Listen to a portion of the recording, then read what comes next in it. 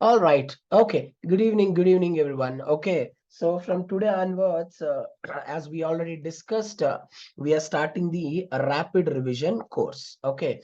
And every one of you listen to me for first 10 minutes very clearly. By that, you will understand what exactly we are going to cover in the class. Okay.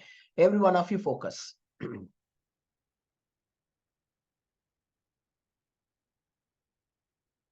Okay. Now, all of you focus. So, in this particular course, as I already told you, friends, we are going to cover the entire syllabus, and this course will be very, very highly useful for along with the CSIR NET Life Sciences and IIT JAM Biotechnology. This is highly useful for the people who are preparing for assistant professor DL and JL in case of a botany, zoology, as well as the biosciences. Right. So now, as I already told you, this particular 50 days, every one of you, please mute your audio and video. Kindly do not make any kind of a disturbance in the middle. Okay. So if I find anyone is causing disturbance, I'll immediately remove from the class. Okay. It's a last and final time I'm requesting, mute your audios and videos. Don't make any disturbance in the middle, please. All right. Okay. Now listen. As I already told you, the people who are preparing for the CSIR exam and IIT JAM, we have a 50 days of time. And I already told you I will cover 95% of the syllabus in a very, very effective way, along with the question solving. But we will go little faster compared to the previous. And the people who are preparing for the assistant professor exam, since we are having a 40 days of time, you people has to work a little more harder when compared to the other people. Now itself, I'm just telling to all of you, this 40 to 50 days, every single day, I will take the class minimum of 3 hours. And in some days, I will take the class even 4.5 hours also. So you blindly keep it in your mind that you have to dedicate 3 to 4.5 hours with me, where I will solve the complete concept and I will give the assignment of MCQs. And it is your utmost responsibility. Whatever the MCQs that I'll give to all of you, you have to do that particular MCQs on the same day or to the next class, and please inform me without fail. My only request is that don't neglect whatever the work that I am giving, because that is only more important. And this course will be useful for the students. Suppose example, even though if you not studied even a single time also, even if you did not prepare anything for the exam, if you really dedicated 50 days, I can't give the guarantee for the general category people, but I can give the guarantee for the OBC, ST, SC, or EWS category, because the general category people has to work a little more harder when compared to the others. So now in this particular course, let me explain in 5 minutes. We have a 13 units. In this particular 13 units, I have split this particular 13 units into 55 topics. And that 55 topics, trust my words, it will help you to score more than 110 marks very, very surely. So if you work very dedicatedly this 50 days, you can crack. And again, before starting the lesson, I am saying, if you quit in the middle, if you feel it difficult and if you quit in the middle, trust me, no one can help you. You have to be very consistent throughout the journey. Then obviously we can crack it. Okay. So now we will start with the one of the most important unit, that is the plant physiology. So in the plant physiology, anyway, as I already told you, I will focus on the most important units. Depending on the time availability, we will also focus on the other. So the major focus is photosynthesis, respiration and photorespiration, nitrogen metabolism, plant hormones, and solute transport. These four are my fundamental targets, which I am going to cover in the span of 5 days. In the same way, I may take the classes on the Sunday also if it's required. Okay, now this will be for the CSIR and IIT JAM. And the people who are preparing for the APPSC assistant professor or any other state assistant professor, even I'm covering the same. So this will be the unit 5 syllabus of APPSC botany. Okay, so this will cover the entire unit, right, at the same time. And this will be the syllabus of APPSC biosciences syllabus. So in this particular biosciences syllabus, we are covering this entire photosynthesis. Anyway, we are going to cover the entire plant physiology. All right, I am starting the lesson. I am requesting every one of you, be patient till 1.5 hours. This 50 days, your success is exclusively depends on how much patience you are having, how much interest you are having. Just be patient and be active throughout the class. We will discuss 1.5 hours up to 8:30 p.m. I'll give a 20 to 30 minutes of break. Again, I will start the class by sharp 9 and I will finish by 10:30. The point is that once I start one topic, under any circumstances, we should not skip that topic. We should not take that topic to the next day. So we have to finish that particular topic on the same day. That is my ultimate goal. If the topic is too big, of course, we will take it into the 2 days. All right. Okay. Now let's start the photosynthesis. Even though there are many people from the zoology background, there are people from the microbiology or biotechnology or biochemistry background, the people who are feeling, a difficulty of this particular photosynthesis or plant physiology topic, you may feel it very easy if you are concentrating throughout the lesson. Okay. So first, I will explain 30 minutes. Later, I will give the time to ask all your doubts. Okay, now let's start. Now, what kind of questions that we can expect in the topic of photosynthesis? All the students remember my words. Photosynthesis is a topic where you can expect every type of a question. You will get a statement related question. You will get an experimental based question. You may get an analytical based question. You may get a diagrammatic based question. This is a type of a topic which will cover all the aspects. That is the reason every student, when you are reading the topic of photosynthesis, you should have a very basic to the very advanced level of the knowledge on the topic. By that, you can answer any kind of a question very easily in the exam. All right, because it's purely conceptual. I can say that 90% is conceptual, 10% you have to remember the information. So let's focus. Listen to me 30 minutes continuously. Okay, and keep on answering my questions. And it's really interesting topic. What is photosynthesis? We are all reading from the 8th standard. The name itself indicating, right? Photo means light. Synthesis means what? To produce, to make something.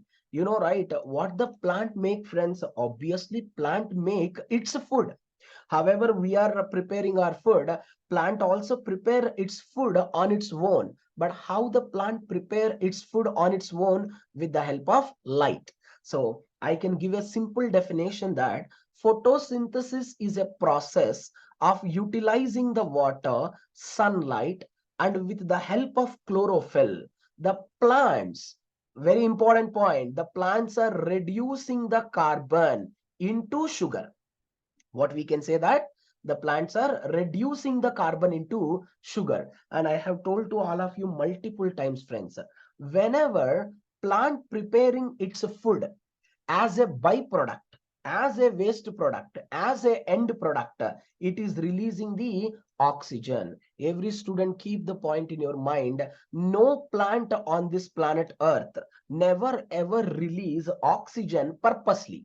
It is releasing the oxygen as a waste product or as an end product whenever it is preparing its food. Right. Anyway, we commonly know this particular equation. We read multiple times, where there is a 6 molecule of carbon dioxide and 6 molecule of water in the presence of chlorophyll, and with the help of light, the plant is reducing the carbon into 1 molecule of glucose by the release of 6 molecules of oxygen. Anyway, you can neglect that equation. Now, what is very important for the competitive exam? I'm telling, for every competitive exam, where is very important. Means where that specific reaction is taking place. Okay, listen, first continue. Okay, where this particular reaction is taking place, that is extremely important for the exam. Why? You will automatically understand the depth of the concept. Have patience, because there are many background people are there who never read the photosynthesis also. I'll cover entire part. Just have patience, you'll understand everything. Now, when it comes to the competitive, it is very important to know where the specific reactions are actually taking place. And we all know very well, the photosynthesis actually takes place in a specialized cell organelle. What do we call it as? We call it as the chloroplast. And you all people look into the structure of the chloroplast very carefully. Look into this. If you look into the chloroplast, it is a double membrane organelle. You can see the picture very clearly. It contains an outer membrane, it contains an inner membrane. And you also know very well, between the outer and inner, you are all able to see the picture very clearly. There is a intermembrane space. And all of you, please look into the inside of the chloroplast. If you look into the inside the chloroplast, look into that. There is a flattened vesicle-like structures are present. You can see that, right? It is exactly looking like a vesicle. So that flattened vesicle-like structure, we generally call it as a thylakoid. But the point is that don't think that the plant contain only one thylakoid. No, it's not like that. The plant contain numerous number of the thylakoids. And another interesting point is that none of the thylakoid never ever arrange in a single manner. Almost all the thylakoids present in the plant, they will be arranged as a group. So friends, whenever all the thylakoids are arranged in a group, that we generally call it as the granum. Now, all of you look into the picture very correctly. One group of thylakoids can be connected to the another group of the thylakoid by a thin thread-like structure. You can see this, right? By a thin thread-like structure. What we generally call it as? We call it as the lamella. It is very important, friends. All the thylakoids has to be connected with each other. That can be facilitated by the lamella. And what else the chloroplast contain? Every one of you look into that. Inside the chloroplast, there is a fluid-filled structure is present. You can see that. So you can ask me, sir, what is the meaning of a fluid-filled structure? You can call it gel-like structure. You can call it matrix-like structure. Even sometimes you can call cytoplasm-like structure also. So the gel or matrix-like structure, that is what generally we call it as stroma. Once again, let me quickly summarize. The chloroplast is a double membrane organelle, contain outer membrane, contain inner membrane, and the space between the outer and inner is called as intermembrane, and it contain a flattened vesicles called as thylakoid. Group of thylakoid is called granum. One group of thylakoid can be connected to the another group of the thylakoid by a thin thread-like structure we call it lamella. Fluid is called as stroma. Now, very important point. We all people studied multiple times in the chapter of evolution. Chloroplast, chloroplast and mitochondria, even though these two are present in the eukaryotic cells, there is an exception that their ribosomes are always 70s. We all studied endosymbiotic theory. According to the endosymbiotic theory, chloroplast and mitochondria are actually derived from where? Bacteria. That's the reason the type of ribosomes in the chloroplast, obviously 70s ribosomes only. All the students look into the picture very correctly. In the chloroplast, you all able to see the yellow color lipid yellow color structures and the white color structures. What are those? The chloroplast having a lipid droplets which can store the lipids, and the chloroplast having a starch granules which can store the starch. So every student has to understand a point that compared to the lipid, every one of you remember my words, compared to the lipid, chloroplast can store abundant amount of the starch. That's why starch granules are very large in size compared to the lipid droplets. And the most very important point, again, the DNA present in the chloroplast as well as in the mitochondria, we generally call it as circular DNA. I hope every student remember it. We use it to say that chloroplast and mitochondria are semi-autonomous organelle or are self-replicating organelle. What is the meaning of that? Which can replicate on their own, which can synthesize the proteins on their own. That's why we call them as the semi-autonomous. So the chloroplast having its own DNA, which is circular in nature. I hope every student know very well what is the major protein that is synthesized by the chloroplast DNA. Everyone know that Rubisco.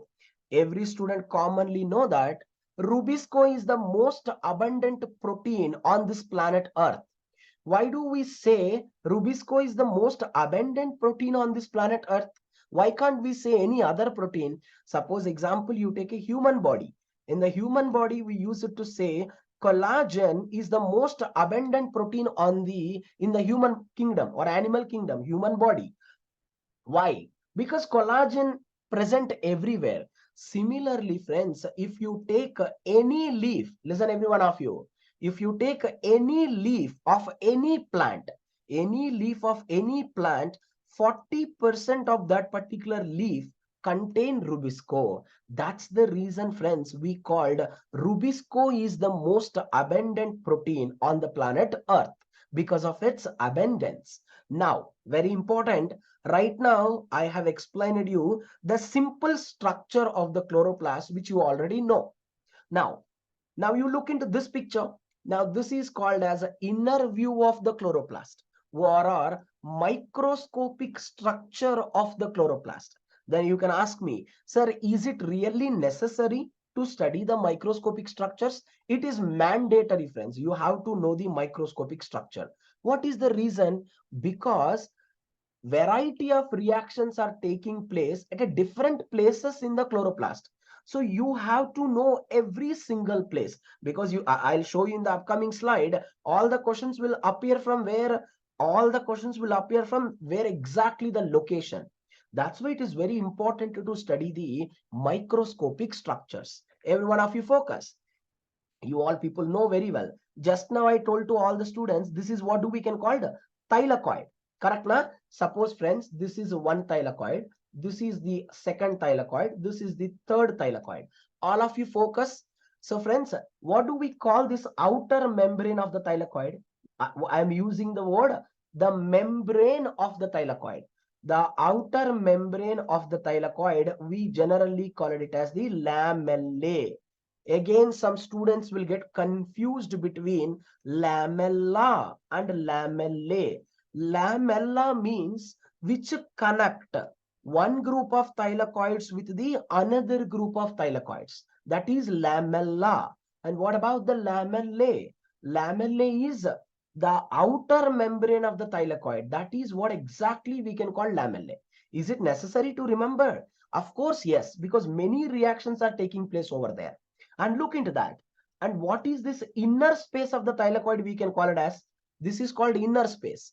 All the students remember my words. Whatever the organelle it may be, whether it is a chloroplast, mitochondria, or whatever the organelle, friends, the inner space, we generally call it as lumen.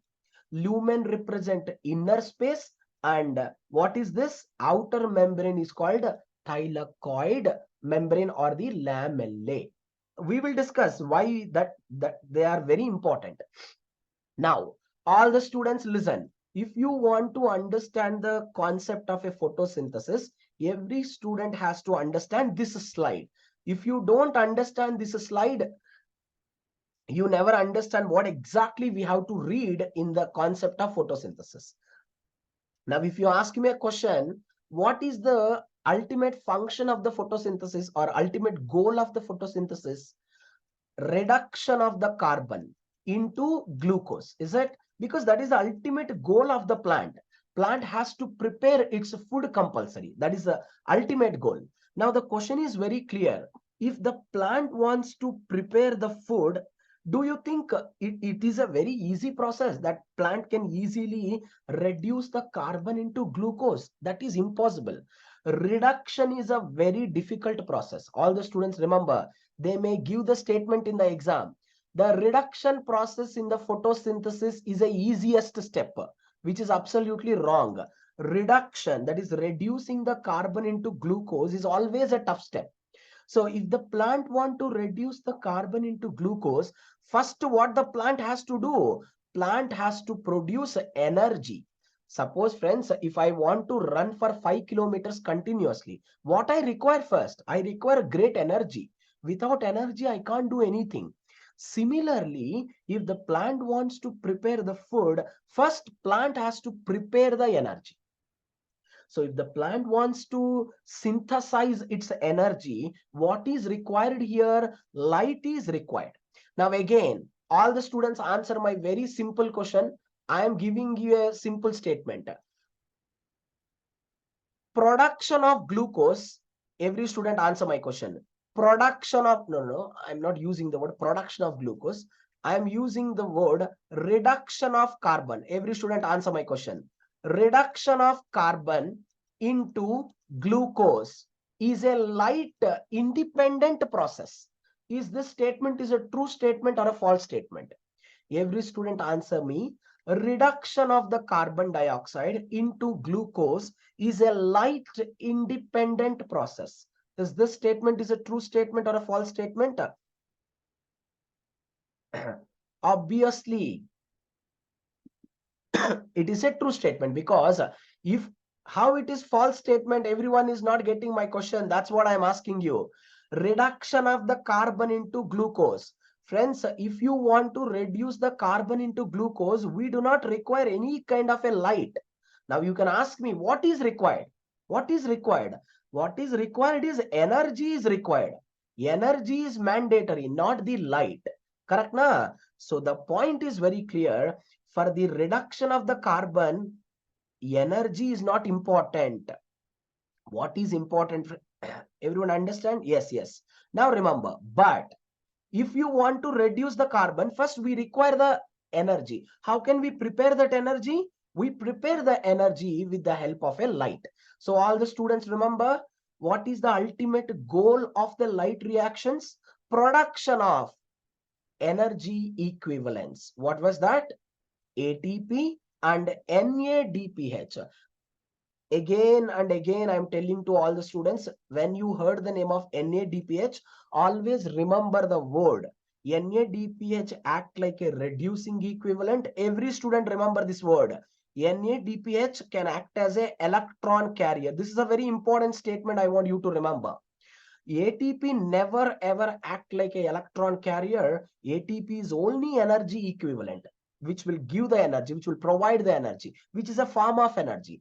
NADPH will give the energy. It act like a reducing equivalent. It is also electron carrier.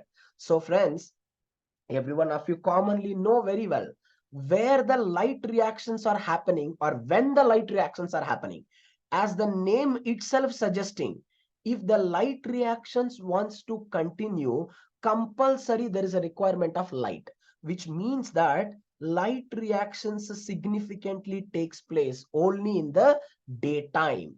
And when the dark reactions will be taking place, I already told you friends, the moment you heard the name of a dark reactions, every student keep this point in your mind. Dark reaction means the plant is going to prepare its food. Friends, if the plant wants to prepare its food, it can prepare daytime also. It can prepare the food night time also. Because if we are, let's consider a human being. We will eat the food during the daytime also. Is it or not?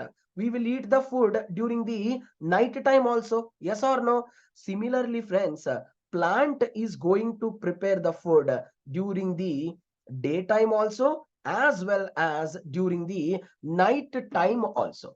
So that's why dark reactions occur both day and night, whereas light reactions occur only during the day. Okay. Now, in our given exam, we get the questions including light reactions and dark reaction. Sometimes, in order to make the question paper more difficulty, they will give one question from light reactions, one question from dark reaction. One question they make very difficult, one question they make very easy. So we have to focus on both very elaborately. Now let's focus on the light reactions.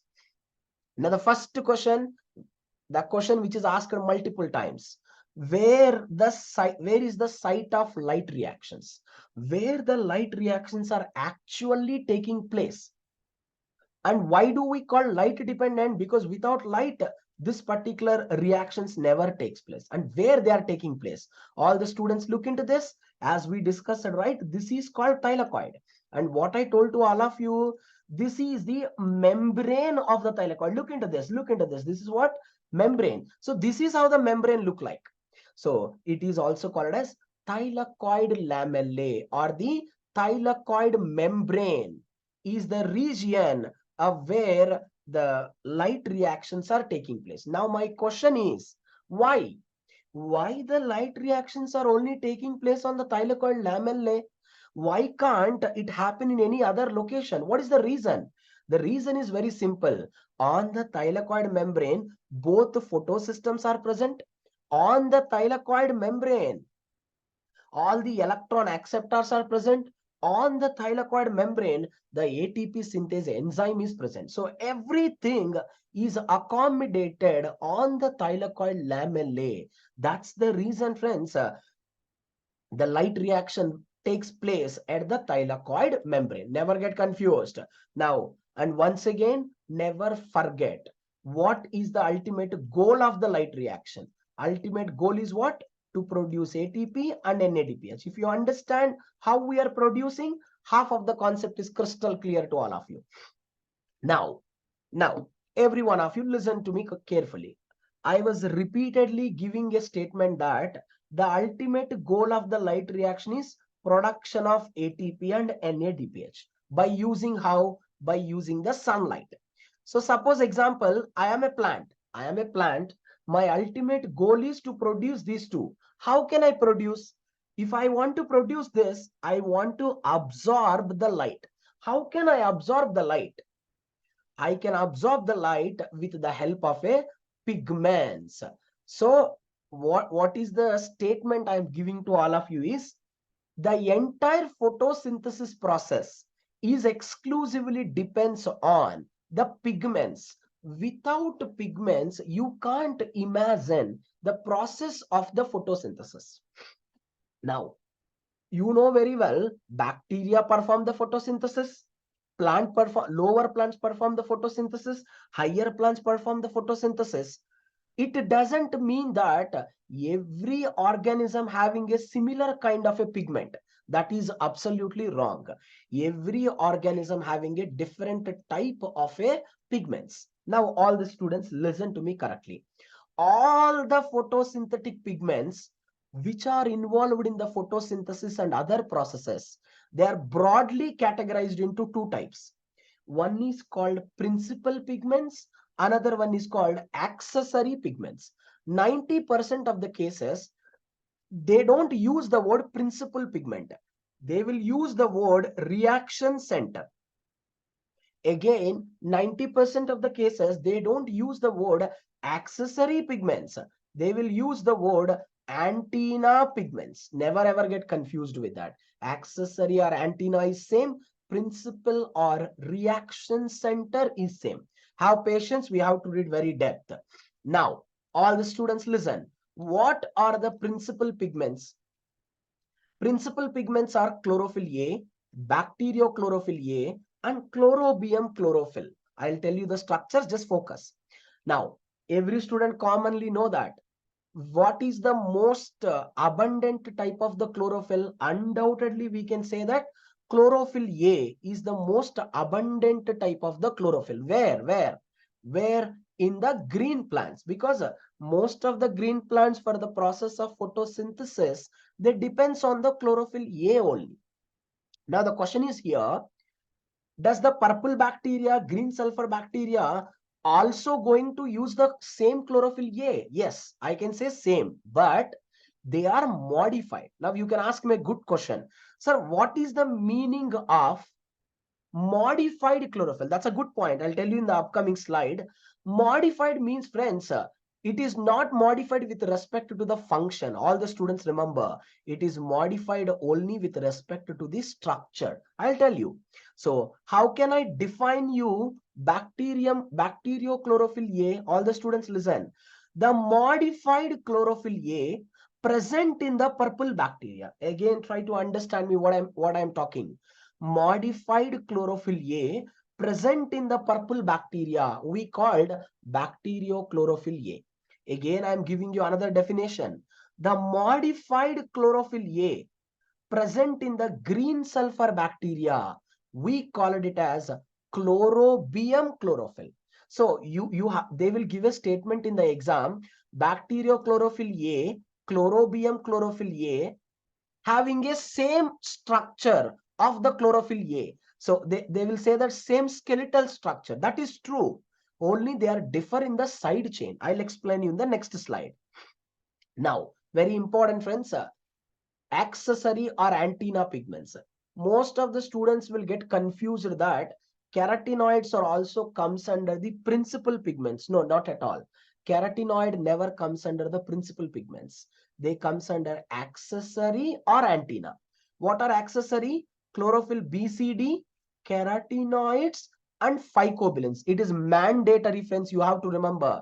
Multiple times the question was appeared from the pigment. So it's very mandatory to remember. Now, I told you just now, chlorophyll A is present in a higher plants, whereas BCD present in the lower plants such as green algae. Now, all the students remember, carotenoids, they are of two types. One is called as carotenes. Another one is called as xanthophyll. First one is called carotenes and xanthophyll. Friends, if you ask me a simple structural difference between the carotenes and xanthophylls, you know what I can say? Carotenes are made up of carbon and hydrogen, nothing else. Only carbon and hydrogen make up of the carotene. What about the xanthophyll? Along with the carbon and hydrogen, even there is a presence of the oxygen also. That's the only difference between the carotene structure and xanthophyll structure. All the students answer my question. What is the name of the carotene present in the tomato? Every one of you. What is the name of the carotene that is present in the tomato? Hope every one of you remember, right? The carotene present in the tomato is the lycopene. And you also know very well the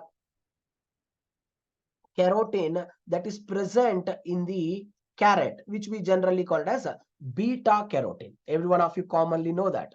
All of you, please give me the example of a xanthophyll. What will be the example of xanthophyll? Every student, please give me the example of xanthophyll. All of you. Very good. So the example of the xanthophyll, which is present in the lower organism, which is called as lutein. Please don't get confused with that. Now, all of you remember. So friends, we read chlorophyll BCD, we read carotenoids, and remember, next one we can called phycobilins. Okay. Now all the students remember where this particular phycobilins are present. They are present in the cyanobacteria as well as in the rhodophyta. I want you to compulsory remember for the exam. Phycoerythrin, phycocyanin, allophycocyanin are the examples of the phycobilins present in the cyanobacteria and rhodophyta. Okay, all the students, please don't write anything. Please disable. Okay, now all the students quickly answer my question. What among all the pigments, give me the name of the pigment which is, think and answer my question, which is the water soluble. All the students answer my question. Give me the name of the pigment which is the water soluble. Okay, so very good. So phycobilins are completely water soluble pigments, whereas chlorophyll A, B, C, D, carotenoids, they are exclusively, friends, lipid soluble. That is a very important statement. You people has to remember that. Okay. Now all the students quickly answer my question.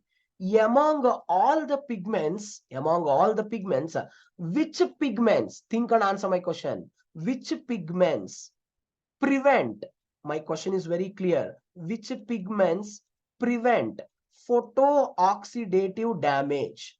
In other words, which pigment will help the plant to prevent from the excessive exposure of sunlight? Undoubtedly, friends, carotenoids are the major pigments that are actually prevent the exposure of the plant to the excessive amount of the sunlight. Don't get confused with that particular point. All right. Okay. So now listen. Right now, what we studied is just a the type of pigments. Is it really necessary to study the structure? Yes, because you never get the question directly from the structure, but you will get the question from the structural properties.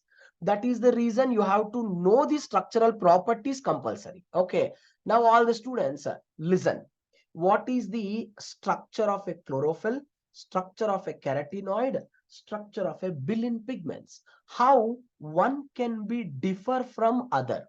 All the students quickly recall. Just now I told you, right? We have a chlorophyll A, we have a chlorophyll B, we have a chlorophyll C, we have a chlorophyll D. The point is that, friends, all the four chlorophylls, having a same head and having a same tail. This is called head of the chlorophyll. This is called tail of the chlorophyll. All the students listen. The head is called as porphyrin. And what is the tail of the chlorophyll is called as? The tail of the chlorophyll is generally called it as the phytol chain. What do we call it as? The head is called porphyrin and tail is called as phytol chain. Again, most of the students having a doubt. Sir, what exactly the tail will do? That's a very good question. Every student understand the function of the tail and function of the head. First, look into the structure of the head. How does the head look like? Every student focus. You can see, right? There is a B, C, D. What do we call it them as? So we call them as a pyrroles. How many pyrroles are there? 1, 2, 3, 4. So 4 pyrroles. What do we call 4 pyrrole? Tetrapyrrole. All the students listen my statements correctly. A tetrapyrrole ring come close together. Every student understand my words very correctly. A tetrapyrrole ring come close together with the help of a nitrogen linkage and surround the central metal atom magnesium. What is the simplest definition? A tetrapyrrole ring come close together with the help of nitrogen linkage, surround the central metal atom magnesium. That is called as porphyrin. And what is a phytol chain? It's a very simple, right? It is a long hydrocarbon chain. That's all, nothing else. Long hydrocarbon chain. Now, the question is crystal clear. Will the head absorb the light or the tail absorb the light? Friends, undoubtedly, tail never ever absorb any light. Who will absorb the light? Only the head will absorb the light. What is the reason why the tail cannot absorb the light? The reason is that head is having the magnesium. What's the ultimate function of the magnesium here? The ultimate function of the magnesium is it is acting like a chromophore. So friends, whichever is acting like a chromophore, it can absorb. What, friends? It can absorb light. Correct, na? No. Correct. Now, very important point. Now, what the tail will do? This is a very crucial point, friends. Every student listen. This is the thylakoid membrane, right? Now, all the students understand my words. You know what the tail will do? Tail will incorporate the head. Every student remember, tail will incorporate the head. into the membrane of the thylakoid. By that, once the head got incorporated into the membrane, with the help of magnesium, it starts absorbing the light very easily. So friends, without tail, even though head is present, it cannot absorb the light. So both head and tail is extremely important. And just now we studied chlorophyll A, chlorophyll B, chlorophyll C, chlorophyll D. And I am telling you the statement that chlorophyll A, B, C, D having same head, same tail. Now the question is very clear. How can one chlorophyll molecule can be differ from the another chlorophyll molecule? All the students has to understand me. One chlorophyll molecule can be differ from another chlorophyll molecule exclusively based on their side chain. That is also a statement, friends. You have to know that. Now the question is very clear. If you look into the chlorophyll A, which is the most abundant, it is having a methyl group as their side chain. And if you look into the chlorophyll B, it is having aldehyde group as their side chain. If you look into the bacteriochlorophyll, it is having something else. So my point is here, one chlorophyll molecule can be differ from another chlorophyll molecule exclusively based on their side chain. That's a unique statement. Now, that is the simple structure of a chlorophyll. Now, all the students listen to me. What is the structure of a carotenoid? The moment you heard the name of a carotenoid, remember only one word. It is called isoprene structure. It's a very important. You have to remember that, friends. What do we call the isoprene? Correct, na? Very good. It is a tetraterpenoid. Very, very good. Okay. Now, isoprene means, how can I give the definition of a isoprene? All the students listen. Isoprene means, friends, it's a 5-carbon containing compound. Everyone remember, it's a 5-carbon containing compound with the alternate single bond, double bond, single bond, double bond, single bond, double bond, single bond, double bond. So a 5-carbon containing compound with alternate single and double bond, that is called as isoprene. So carotenoid will possess the structure of isoprene. And what about the bilin pigments? Every one of you remember, bilin pigments, we generally call them as the linear. What we use the word? Linear tetrapyrrole. Just now we studied the tetrapyrrole, right? Where we study the tetrapyrrole in the chlorophyll. Whatever the tetrapyrrole that we study is, this is circular. You can see, right? It's a circular tetrapyrrole. And what about this? It is a linear tetrapyrrole. 1, 2, 3, 4. 4 tetrapyrrole arranged in a linear manner. That is called as bilin pigments. It's very important to remember the structures compulsory. Okay. Never neglect that. 1 second, just give me 1 moment of time. Okay, all the students quickly answer the question. Do not take it too much of time. I want you to answer the questions a little faster.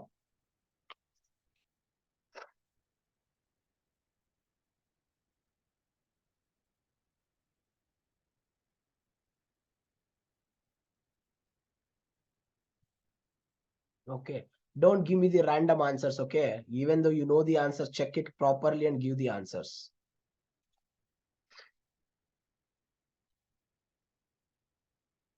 This much fast means you're not reading the question. You know, I can easily tell whether the people are reading the question or not. If you know the answer also, that is not the problem. Reading the question is important. Every one of you. They're asking a question, which of the statement is correct?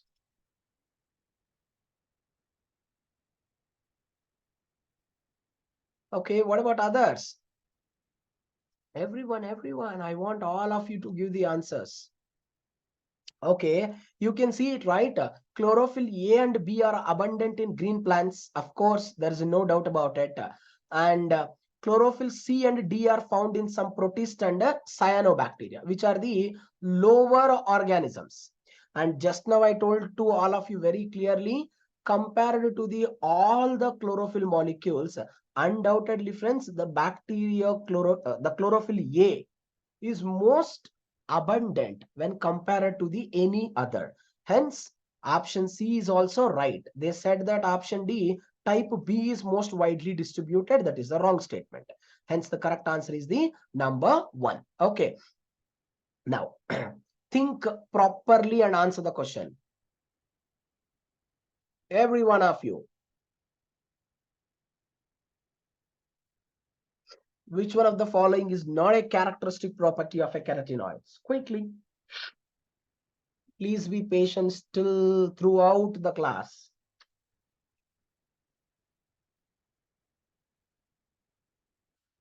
So fast. Okay, just now we all people studied very clearly that the carotenoids are actually possessing a ring called as a isoprene structure. Is it? Of course, yes, sir. So obviously this statement is a wrong statement. They are integral constituent of thylakoid membrane. What is the meaning of that? What is the meaning of integral constituents? Because they are located within the thylakoid membrane, right? They are called as accessory or antenna. They protect the plants from photooxidative damage. Absolutely right. Hence, that is also true. Right. Good. Then the correct answer will be the number 1. No need to get confused with that. Okay. Now, I hope for every one of you it's clear. Now, I am requesting all of you just for next 15 minutes, listen to me very carefully because this is the part which is little tricky and moreover little confusing. Okay, you people should know the exact differences here. Then only you can answer the question. So listen to me very correctly. Now, just now we studied that in the plant we have a chlorophyll, in the plant we have a carotenoid, in the plant we have a billion pigments. Now the question is that even though there are this many pigments are there, plant never depends on the single pigment. What's the interesting point here? The plant start dependent on multiple pigments. I can say that the plant is dependent on all the pigments. The reason is that every pigment absorb the light at a different wavelength. That is one point. And every pigment having their unique function. So it is not like that the plant is only dependent on one pigment. Every pigment have a unique role. But what is the common point? The common point is that every pigment in the plant, it starts absorbing the light, because absorption of the light is the fundamental characteristic of a pigment. Now the question is very clear. Based on the absorption of light, once again I'm telling you, still till today most of the people are having a confusion between the absorption spectra and action spectra. Again I will tell you, listen to me correctly. Based on the absorption of light, there were two spectras were derived. One is called absorption spectra, another one is called action spectra. Now friends, what's the difference between the absorption and action? I'll tell you in a one line, in one word I will tell you. Absorption spectra, it is always talking about only the pigment. It is always talking about pigment. Whereas action spectra, it is always talking about process. Now, what is the meaning of pigment and process? Every student, listen, use your brain. Don't be hurry. Very, very tricky questions will come, but they seems to be simple. But trust me, 90% of the people will choose the wrong option. Pigment. So absorption spectra is explaining us at what wavelength, every student understand, at what wavelength the particular pigment is absorbing the light. That can be explained by the absorption spectra. Because friends, every pigment cannot absorb the light at the same wavelength. Because if I want to differentiate one molecule with another molecule, of course, they are going to absorb the light at a different wavelength. So at which wavelength they are absorbing the specific light or specific wavelength, that I can explain it by absorption spectra. All of you look into the graph very correctly. On the x-axis, we have taken wavelength of light in the nanometers. On the y-axis, we have taken the amount of light absorbed. And on the x-axis, I have taken 400 to 700 nanometers. And every student also know very well the suitable wavelength for the process of photosynthesis in most of the organisms. I am not using the word all, okay? I am using the word most. Most of the organisms is 600 to 700 nanometers. Now you look into the picture. In a given graph, I have taken three pigments: chlorophyll A, chlorophyll B, carotenoid. You see this here, chlorophyll A, the peak is extremely higher. From 400, the peak is really higher up to 440, 450 like that. Whenever the peak is reaching near the 500, see that peak is completely fall down. Peak is completely fall down. So now you listen. If you look into the chlorophyll B, here also the peak is very high. From the 400 nanometers, the peak is crossed the 500 nanometers very easily. Now, what I'm trying to explain to all the students, you all read from 11th standard. Whatever, listen everyone, whatever the color absorbed by the pigment, whatever the color absorbed by the pigment, it never ever appears in that color. Whatever the color reflected by the pigment, it will appear only in that color. So what I'm trying to explain you, chlorophyll A, it absorb dark blue light. Chlorophyll A absorb light blue light. Chlorophyll A, every one of you remember, chlorophyll A, every student focus, it is not absorbing the green light. Instead of absorbing the green light, what it is doing, it is always trying to reflect. Every student look into the point. It is always trying to reflect, or it will show the property of transmittance. So whichever the color it reflect, obviously it appears in that color. So chlorophyll A reflects the green color. That's why the plant appears to be green in color. Now you look into the yellow color one, which we generally call it as the carotenoids. If you look into the carotenoids, it is absorbing dark blue light, light blue light, absorbing green light also. But you see this, the peak is drastically fall down in the yellow light, orange light, red light. Let's take an example of a tomato. Why the tomato is red in color? Because tomato contain a lycopene. What is lycopene? Lycopene is a carotenoid. What the lycopene will do? Reflect the red color. So tomato become red. Is it? What the carrot contain? Beta carotene. What it will do? It will reflect yellow color. Then carrot orange color. So the carrot appears completely orange in color. So in a simple words, whichever the color it reflect or it transmit, that color, it will appear in that color. Whichever the color it absorb, it never appears in that color. Now, every student answer me a very simple question, friends. Among the chlorophyll A and chlorophyll B, at 400 nanometers, who is absorbing maximum of light? I want you to remember that statement. At the chlorophyll A and chlorophyll B, at 400 nanometers, which is absorbing maximum of light, maximum wavelength at 400 nanometer. Is it a chlorophyll A or chlorophyll B? Every one of you look into the graph very correctly. My question to all the students is, at 400 nanometer, who is absorbing the maximum of light? Is it a or B? I have asked all of you. I don't know why everyone given the answer as A. Look into the graph very correctly, friends. What is the question I have asked? What is the question I asked? At 400 nanometers, who is absorbing the maximum? You can see the picture, right? Chlorophyll B is the one absorbing the maximum. Chlorophyll A followed by chlorophyll A. You can see that there is a distance, there is a gap between the absorbance of chlorophyll A compared to the chlorophyll B. There is a gap of absorbance. Don't get confused with that. Okay, now listen. Right now, okay, anyway, first quickly answer this question. Every one of you quickly answer this. Slowly analyze. Okay, slowly analyze. Okay, take your time, analyze.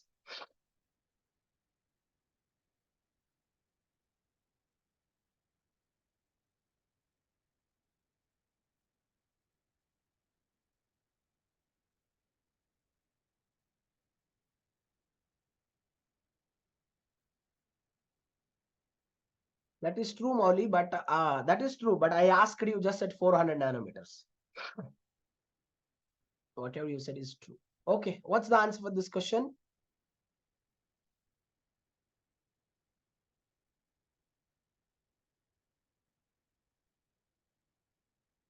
Every one of you.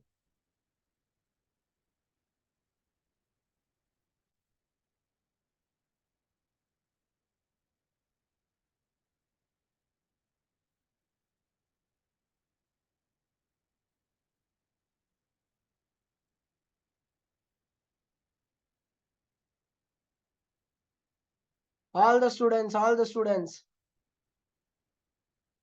Whenever you are looking at the question, you have to look the question very carefully, friends. Okay, the people who has, it's not any logical question, right? By looking at the diagram also you can tell, right? I don't know how the people are saying that option A will be the correct. You see this, friends, this one I am drawing with the light pink color. This is what? Chlorophyll B, right? You can see it, right? Chlorophyll B is in the first. So obviously this will be the chlorophyll B, and the second one will be what? See from here. Then chlorophyll A, then followed by the carotenoid. Correct, na? The answer will be the option C. Okay. Don't be hurry. Don't be hurry. Slowly analyze the given question. Good. Answer is the C. Okay. Now listen everyone. Right now, whatever we have discussed is the absorption spectra. Right. Now focus. Every student understand the definition of absorption spectra. What is absorption spectra? At which particular wavelength the particular pigment is absorbing the light. Okay, now when it comes to the action spectra, I am exclusively talking about the process. I'm only talking about the process. Now you can ask me, what do you mean by the word process here? See, friends, action spectra is explaining at which wavelength a particular process occurs maximum. Again, all the students remember the definition. At which particular wavelength a specific process occurs at a maximum rate. That is what exactly we can call action spectra. Suppose I am taking one process as an example. I am taking photosynthesis itself as an example. So when I take photosynthesis itself an example, I already told you 600 to 700 nanometer is the most suitable wavelength where the photosynthesis will occur. Now you can ask me a question. Sir, actually the graph is very high. From 400 to 500 nanometers also graph is very high. But friends, here it's not about the peak. It is about whether when the peak is high, that is supporting the specific process or not. Even though there is a highest wavelength of 400 to 500 nanometer, what is the use of a violet light? What is the use of dark blue light? We can't use specifically for photosynthesis. Of course, we use the blue light for the photosynthesis, but we require the suitable wavelength of 600 to 700. Why? What is the reason? Because our pigments starts responding to that wavelength at a maximum rate for the process of photosynthesis. Here also, at this particular wavelength also, pigments will respond. But the point is that they won't involve in the photosynthesis. So we should only respect towards the process, where the process is taking maximum. So that will be what? Action spectra. Don't get confused with that point. Okay, anyway, every one of you quickly answer again. Take your time, 20 seconds and answer. I'm solving all the questions in a quick manner. By that, you never forget. End of the class, I'll provide you the practice.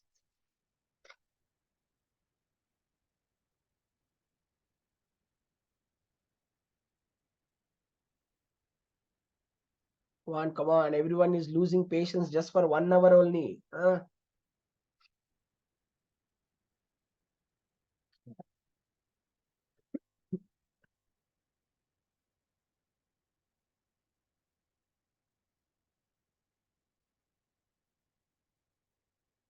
All right, all right. So light reactions takes place in the thylakoid membrane. Absolutely a true statement. ATP and NADPH are produced in the thylakoid. Lumen. What is called lumen? The inner space is generally called it as the lumen. Option 4 itself wrong. They used the word NAPDH. That is absolutely wrong. Correct answer will be the number 4. Okay. So friends, now if I want to conclude this particular light reactions, now we are going to discuss the very important topic. If you understand the next 3 to 4 slides, the entire light reactions are very clear to all the students. And you all people understand very clearly that where the light reactions are taking place. We studied very clearly. Light reactions are taking place on the thylakoid membrane. That is a very correct point. Now, on the thylakoid membrane, where exactly the reactions will take place? If you look into the thylakoid membrane, all the students follow me. It contains two type of a photosystems. Every one of you commonly know that. Photosystem 2 and photosystem 1. What I want all of you has to remember for the exam, what that photosystems are composed of. That is important for me. You have to remember what does the photosystems composed of. Every student listen. This is called entire photosystem, right? This is called entire photosystem. Now I can tell to all the students, the inside the photosystem, I am using the word composition. The photosystem is made up of LHC molecules. What is that?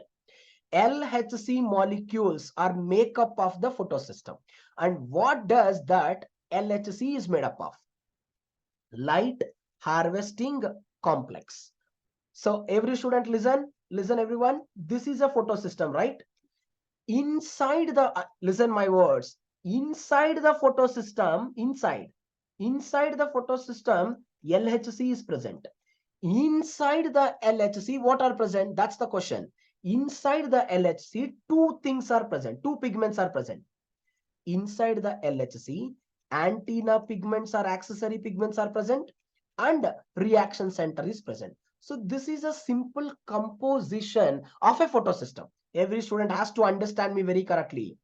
On the thylakoid membrane, photosystem is present. Inside the photosystem, LHC is present. LHC is made up of reaction center or antenna pigment. LHC is made up of accessory pigment. Now you only look into the picture. As we studied multiple times, photosystem 2 and photosystem 1. I already told you the names were given photosystem 2 and 1 based on the series of discovery. It is not at all based on the absorption of light. It is only based on their series of discovery. Photosystem 1 discovered first, followed by the 2. All the students listen my words very correctly. Now, just now I told you, right? Photosystem 2 contain a reaction center. It is also contain a reaction center. Now that is important for the exam. If you look into the photosystem 2, in the reaction center, I'll show you in the upcoming slide, the primary the major pigment present is the chlorophyll A. In the photosystem 1 also, the major pigment present in the reaction center, that is also a chlorophyll A. But you see the interesting point here. In the photosystem 2 also chlorophyll A only there. In the photosystem 1 also chlorophyll A only there. But surprisingly, in the photosystem 2, chlorophyll A absorb the light at 680 nanometers. That's why we call P680. The same chlorophyll A in the photosystem 1, it is getting excited at P700. That's why we call it as the P700. Please don't get confused with this particular point. Now, please focus on these two slides. If you focus on this slide, concept is crystal clear to all of you. Now, this is a little, rigid concept. Everyone listen. I'm just drawing it. Look into this. I'm drawing. Okay, once again. This is what? Thylakoid membrane. And this is what? Photosystem, right? And inside the photosystem, what is present? LHC is present. Inside the LHC, what I told to all of you, inside the LHC, there is an antenna pigments and reaction center. Now the same thing I'm showing to all of you. Look into this. In the light green color, whatever you are all observing, they are the antenna pigments. You can see that. And you can see, right, the dark green color one, that is called reaction center. Don't get confused with the point. Antenna pigments and reaction center. What does the antenna pigments are made up of? Chlorophyll B, C, D, carotenoid and phycobilin. These three made up of antenna pigments. What does the reaction center made up of? Only one thing, chlorophyll A, nothing else. Now I am going to prove you how the plant is going to produce the energy. This is a very crucial step. You all people have to understand the mechanism existing here. Look into this. Look into this. What's the function of a pigment? We all know that the function of pigment is absorbing the light. Look into this. First, who is absorbing the light? Antenna pigment. You can see that one antenna pigment absorb the light. It is passing that energy to the next, passing the energy to the next antenna pigment, passing the energy to the next antenna pigment. In this diagram, it is not showing. Some student will ask a doubt, sir, why not the reaction center cannot absorb the light directly? That's a very good question. Because reaction center contain chlorophyll A, then why it can't absorb? Friends, it will also absorb. There's no doubt about it. It is also absorbing the light. Now you listen my words. It is already absorbing the light. Again, all the antenna pigments absorb the light and they transfer the energy to the antenna pigment. Sorry, to the reaction center. Now you listen. Already reaction center is absorbing the light. Again, all these transfer the energy to the reaction center only. So reaction center, all of a sudden, it is absorbing a lot and lot of energy. So it get excited. Is it or not? When you eat a meals, I mean to say, when you eat a food, you get excited. I mean to say, you get completely energized. Similarly, upon absorbing the energy in a continuous manner, the reaction center get excited. The moment it get excited, it release the excited electron. What it is releasing? Excited electron. Friends, that excited electron, who is going to accept? That's the question. There are series of electron acceptors are present, not one or two. There are many series of electron acceptors are present. They keep on accepting. There is first electron acceptor, second electron acceptor, third, fourth, fifth, sixth, and so on. So you look into this. The electron is passing from here to here, here to here, here to here. You know, right? When the electron is passing, it lost. I'm using the word lost. I'm not using the word gain. It lost the energy. Friends, that energy only we use to produce ATP. I'll make it more clear. Don't worry. Just focus. Just focus. What I'm trying to explain you is how the ATP can be synthesized on the photosystem. That is what I'm explaining to all of you. Whenever all the antenna pigments absorbing the light in a continuous manner, they pass the light energy to the reaction center. Reaction center get excited. The excited reaction center release the excited electron. And that excited electron passed by the several electron acceptor.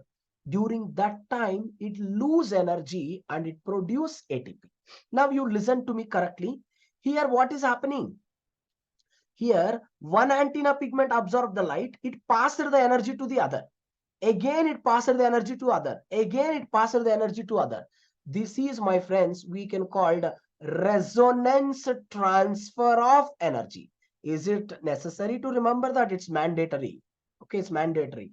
So this type of a transfer of energy from one pigment to the another pigment we can call resonance transfer. Never get confused.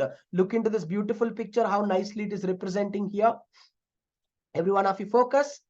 Antenna pigments absorb photons and transfer it to the reaction center. You can see it, right? It is transferring continuously. That is called resonance transfer of energy. All the students listen. Now what's happening now? Reaction center get excited and release high energy electron. Who is accepting that energy, that electron? Several electron acceptors.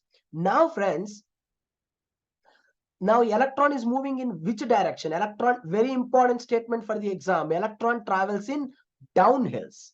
So my friends, we all studied multiple times.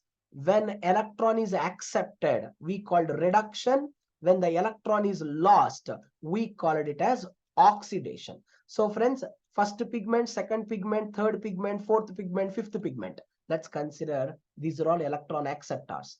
First acceptor accepted the electron, so it got reduced. It got reduced.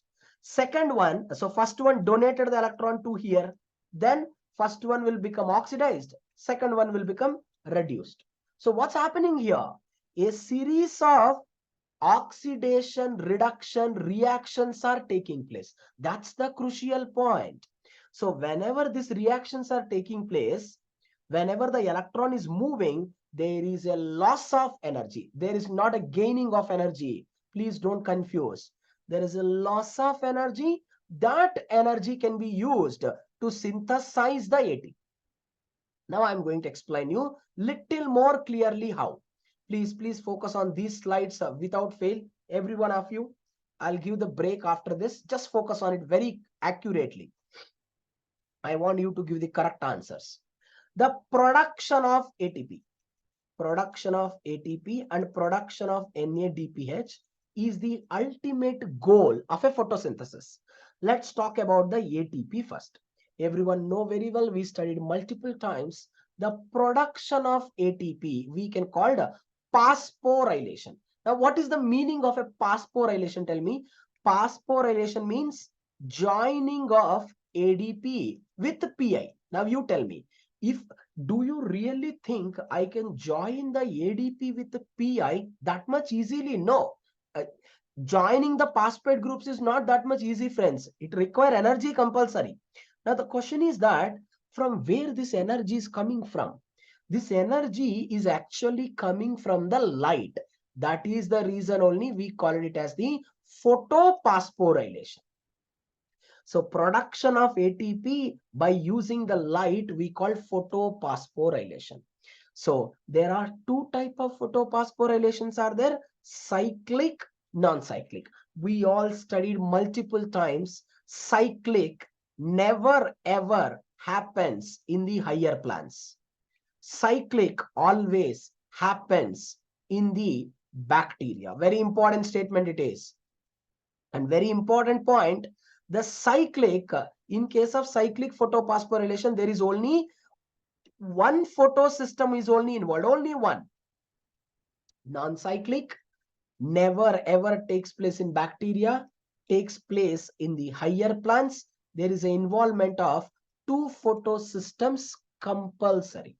So again, we already seen more than 6 to 7 times the questions were continuously used to ask from the electron flow. So that's why it is mandatory to remember the electron flow. If you are not remembering the electron flow, you can't answer the given questions.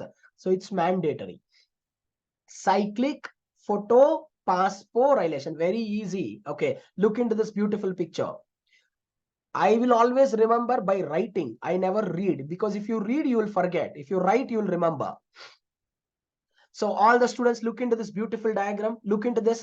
In this picture, it is showing very nicely. Actually, you all the students look into this. What is this yellow color one, friends? Yellow color one is reaction center.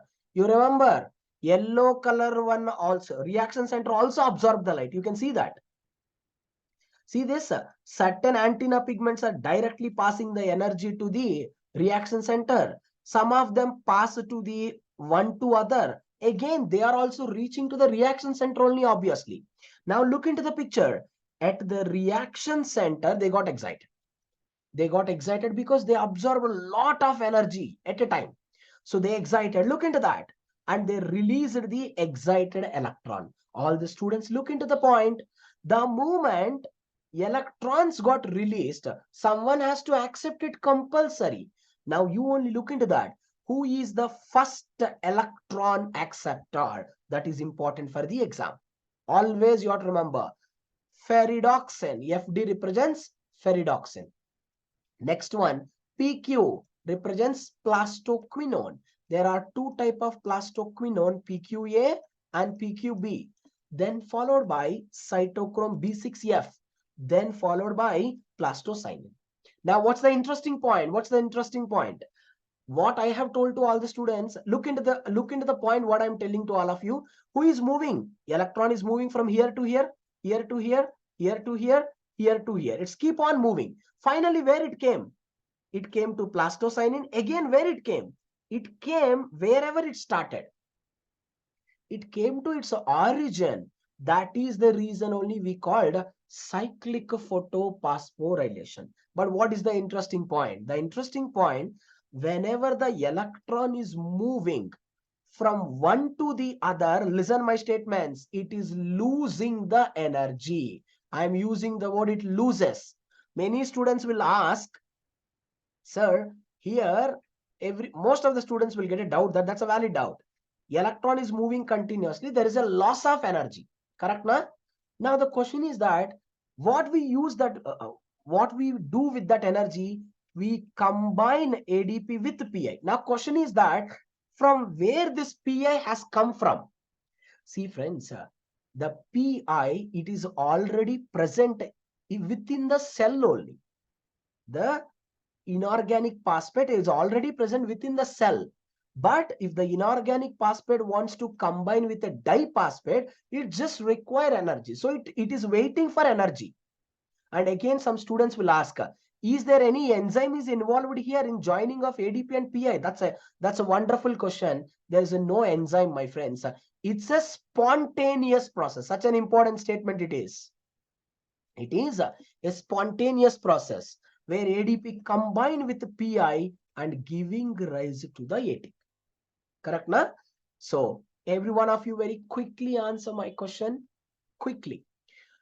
Do we really fulfilled the goal of a photosynthesis by using cyclic photophosphorylation or not?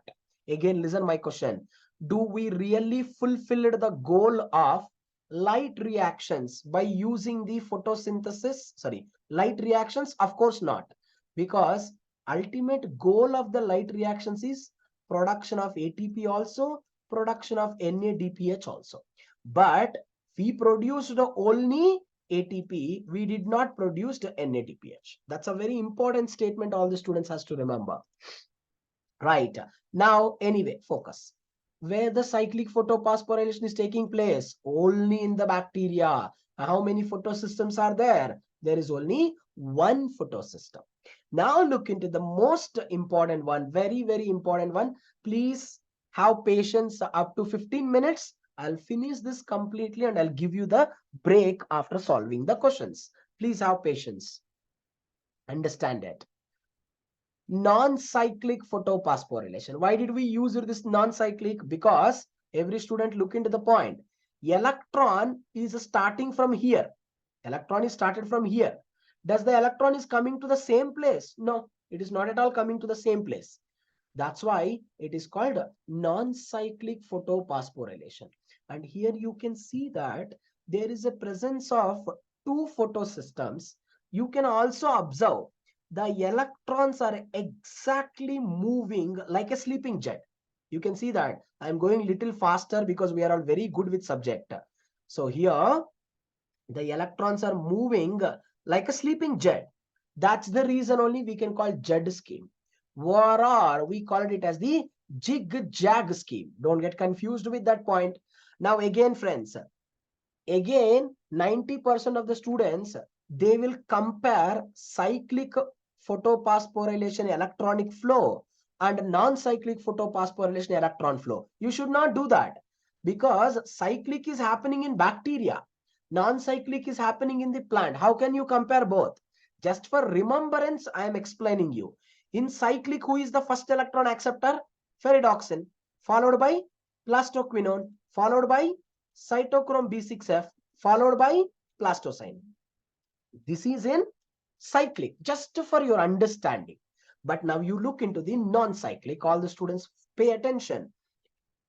P680, so very important statement. Now, all the students say yes or no this statement. P680, P70 absorb the light in a sequential manner rather than simultaneously. My statement is P680 and P700 absorb the light sequentially rather than simultaneously. Is this statement is a true or a false statement? Every one of you. Obviously, it's a false statement. Always keep the point in your mind. Because P680 absorbs the light continuously. There is no doubt about it. P700 also absorb the light continuously. There is no doubt about it. Correct, na? So don't think that first P680 absorbs the light, then followed by the P700. It is not at all like that. Now, all the students look into this. What's happening here? What's happening here? P680 absorb the light and send the electron to where? Reaction center. My friends, this is the reaction center. Every student remember, right? What does the reaction center contains? Chlorophyll A. Friends, please don't get confused, okay? Reaction center contain chlorophyll A. Now, this is the question for the exam. Who is the first electron acceptor here? Pheophytin. In case of cyclic, ferredoxin. This is one of the significant difference. Here, pheophytin is the electron acceptor, followed by quinone A, quinone B, followed by cytochrome B6F, followed by plastocyanin. Same, only difference. Here, pheophytin is the starting. Here, ferredoxin, plastoquinone, cytochrome B6F, plastocyanin. Everything is same. No confusion. But I don't encourage you to combine cyclic and non-cyclic. You remember separately only. But the point is that in case of a cyclic, what happened? From the plastocyanin, electron directly came back to the origin because it is a cyclic. But in the non-cyclic, that never happens. Electron from the plastocyanin, it is going to the P700. Now, P700 send it to the reaction center. Now, again, all the students remember, who is the electron acceptor here? A0. All the students remember, modified chlorophyll A. Listen my statements very correctly. Modified chlorophyll A is called as A0. Okay. And what about the A1? A1 is called as phylloquinone. That is the A1. Then iron sulfur X, iron sulfur A, iron sulfur B, ferredoxin, FNR. What is FNR full form? I hope you all remember, right? Ferredoxin NADP reductase. That's a very important, friends. Ferredoxin NADP reductase. That is the FNR. Finally, electron is moving to the NADP plus. Then there is a production of NADPH. Again, last time also I told to all the students many times, most of the people will think that the last electron acceptor from the P700 is not the FNR. The last electron acceptor is always NADP. Okay, it's not the FNR. Always remember that point. So friends, here I have produced only NADPH, right? I have produced only NADPH. But what is the goal of our light reactions? We have to produce ATP. We have to produce NADPH also compulsory. Compulsory. Correct, na? But we produce so far only NADPH. How can we produce the ATP? Can we really produce? Yes. Every student understand. In the cyclic, you can produce only ATP. You can't produce NADPH. But in the non-cyclic, you can produce ATP compulsory. You can produce NADPH also. Right now, what we observed is NADPH production. Now, let's try to understand very clearly how this particular ATP is getting produced. I'll tell you one simple statement to all of you. Production of ATP is exclusively mediated by proton motive force. This is the question they have given in the exam. Here also 90% of the students made it wrong. Okay. It's a simple question, but it's an informative question. So I want all the students has to remember it very correctly. Okay, remember it. And actually, these are all the direct statements of the Lincoln and Tays book only. Okay, those statements were directly given here. So I want you to remember that correctly. Okay, anyway, focus. Now, before understanding the production of ATP, every student has to remember a point. As I told you that P700 is working simultaneously. P680 also working simultaneously. No one is dependent on no one. So, but what's the point? The point is that P700 absorb the light and it send the electron to the reaction center. That is the correct point. Now listen. When the P700 send the electron to the reaction center, it is deficient of electron. What is the meaning? It is the deficient of electron. Now, who is going to replace this deficient electron? You can see the picture. The deficient electron can be replaced by plastocyanin. Such a simple point. So plastocyanin is replacing that deficient electron. Similarly, friends, P680 also absorbing the light, and P680 also sending the electron to the reaction center, which means P680 also deficient of electron. There's no doubt about it. Now the question is crystal clear. Now when the P680 is deficient of electron, someone has to donate the electron. Now who will be the donor of the electron to the P680? Undoubtedly the water molecule. Right? Water molecule start donating the electron. Now, so my question is very simple to all of you. Apart from the manganese, give me the example of the another two ions that are required for the breakdown of the water. Every one of you. Give me the exact, tell me Mauli, give me the example of ions that are required. Everyone.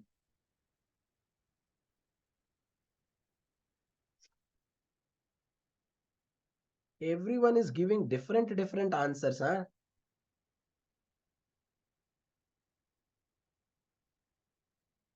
Give me properly, think and give me three ions correctly.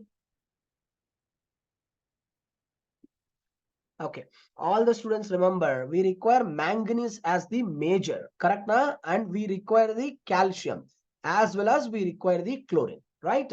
Manganese, calcium, chlorine. There's no use of the any other ions. Always remember that.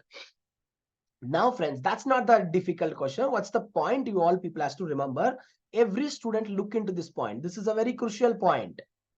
Everyone focus, everyone focus, everyone focus.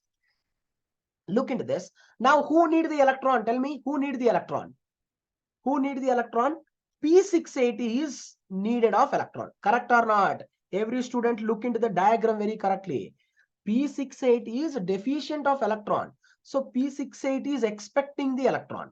So now, suppose this is P680. If I magnify the P680, if I observe the P680, how does it look like? How does the P680 look like? Every student look into the diagram. This is the structure of a P680. This entire thing is P680. So P680 contain total 4 proteins. What are the 4 proteins? D1 protein, D2 protein, CP43 protein, CP47 protein. The D1 protein and D2 protein, they are rich of amino acid tyrosine. That's a crucial point. Every student look into this. This is the P680. You can see, right? The two green color ones, D1, D2, and light green color ones, CP43, CP47. All the students look into this. Look into this. This is what? Oxygen evolving complex or water splitting complex. Whenever water molecule breakdown, every student know that when we break down a water, we get a 2 proton, we get a 2 electron, and we get half oxygen molecule. All the students has to look into the picture very correctly, friends. This is the oxygen what we breathe. Every human being breathe this oxygen only. So you understand, does the plant purposely release this oxygen? No. So there is a requirement of electron. That's why it broke in the water. So there is a release of oxygen. So that is what we are using. Now, all the students listen. There is a release of proton. There is a release of electron. Now, every student look into the picture. What we required actually? We required only electron, no? So you can see it, right? We required only electron. So who is accepting this electron? All the students, I'm sorry, every student look into the picture. Friends, this is the D1. You can see, right? This is the D1, okay? Now, in the D1, we have a amino acid tyrosine. That is the crucial point.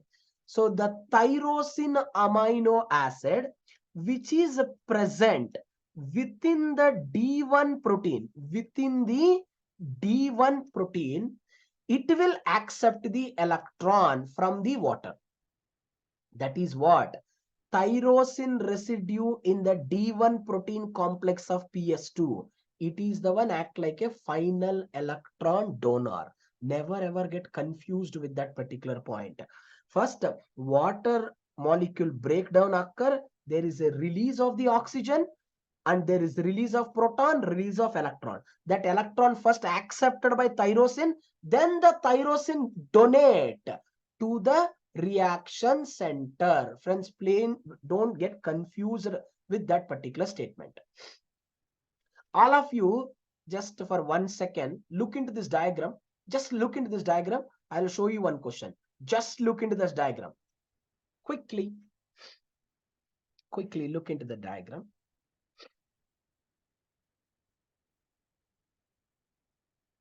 I hope everyone understands the diagram. Now solve the question. Don't make it wrong.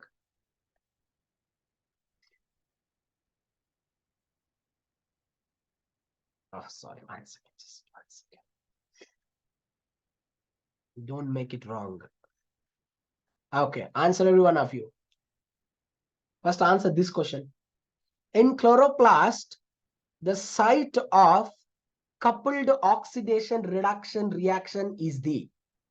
I want you to think very nicely.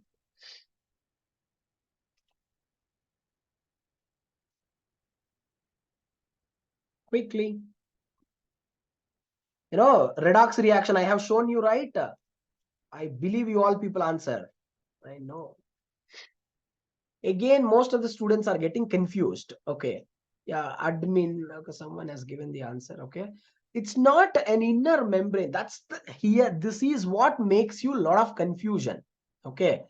SSV just think here in the inner membrane, how does the reactions will be taking place? None of the reaction ever takes place within the membrane itself, inside. So the specific answer for this will be the thylakoid space. Don't get confused with that. Okay. Good. Correct. No need to confuse. Okay. There's one more question. Just give me one moment of time. All right. All